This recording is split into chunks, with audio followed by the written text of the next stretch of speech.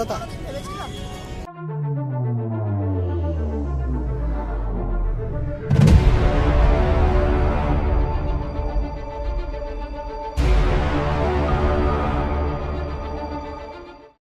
India gate আমাদের দেশ ভারতবর্ষের জাতীয় স্মৃতিসৌধ। আমরা ইন্ডিয়া গেট সম্পর্কে কম বেশি সকলেই জানি, বইতে পড়েছি কিংবা টিভিতে তো প্রায় সবসময় দেখছি। কিন্তু আপনারা জানেন কি ইন্ডিয়া গেট কবে প্রতিষ্ঠিত হয়েছিল, কেনই বা প্রতিষ্ঠিত হয়েছিল? চলুন আজকের ভিডিওতে তেমন কিছু তথ্য আপনাদের সাথে শেয়ার করে নিই। Hello and welcome to our channel Bag of Joy. আপনারা দেখছেন আপনাদের সবচেয়ে প্রিয় channel the one and only Bag of Joy. আজকের ভিডিওতে আপনাদের সাথে দিল্লি গেট সম্পর্কে কিছু আকর্ষণীয় তথ্য নিয়ে হাজির হয়ে গেছি। তো শুরু করা যাক। দিল্লিতে যাওয়া সকল পর্যটকই একবার হলেও দিল্লি গেটে বেড়াতে যান। আমাদের এই মনুমেন্টটি দিল্লির একেবারে কেন্দ্রস্থলে অবস্থিত।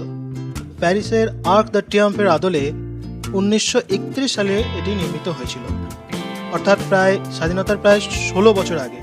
এর নকশা করেন এডউইন লুটিন।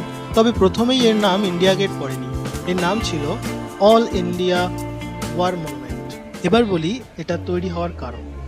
1914 সালে প্রথম বিশ্বযুদ্ধ এবং তৃতীয় ইঙ্গো আফগান যুদ্ধে ইংরেজদের হয়ে ভারতীয় সৈন্য যুদ্ধ করেছিল, যেখানে নিহত হন প্রায় 90,000 ইন্ডিয়ান আর্মি। তাদের স্মৃতি রক্ষার্থে এটি তৈরি হয়। এটি তৈরি করার জন্য রাজস্থান থেকে লাল ও সাদা বেলে পাথর গ্রানাইট আনা হয়েছিল। কালো গ্রানাইট দিয়ে তৈরি নেতাজি সুভাষচন্দ্র বসুর একটি মূর্তি রয়েছে।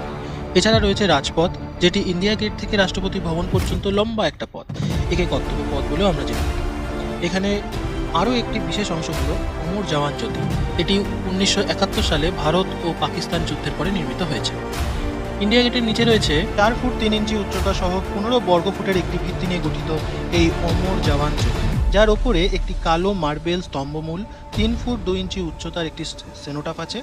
অমর জওয়ান কথাটি সেনোটাফের চারপাশে সোনালী রঙের হিন্দিতে লেখা আছে এবং উপরে একটি বিপরীত রাইফেলের অগ্রভাগ একটি যুদ্ধের হেলমেট দ্বারা ঢাকা। পাদদেশটি 4টি কলস দ্বারা আবদ্ধ, সেই অনুযায়ী শিখা জ্বালানো হয়। বর্তমানে বহু পর্যটক এখানে ভিজিট করেন। এছাড়া এখানে গার্ডেনে বসে বন্ধু ও পরিবার সহ বেশ একটা ভালো সময় কাটান।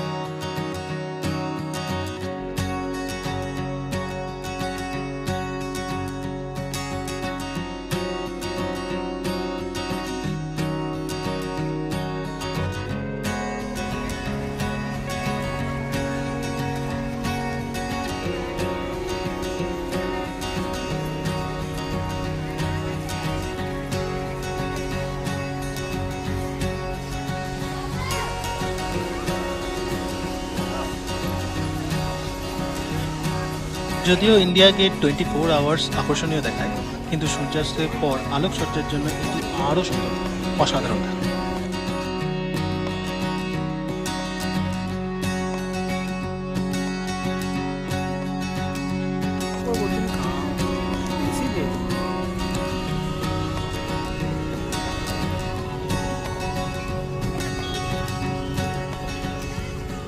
কেমন লাগছে ভেলপুরি খেতে?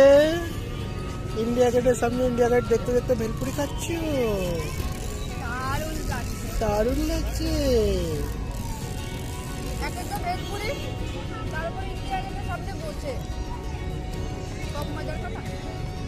কম মজার কথা কোনোদিন ভেবেছিলাম। আমি এক্সপ্লেন করতে গিয়ে কিছুটা বলি, আমার কিছুটা সেটাই থাকে, খানিকটা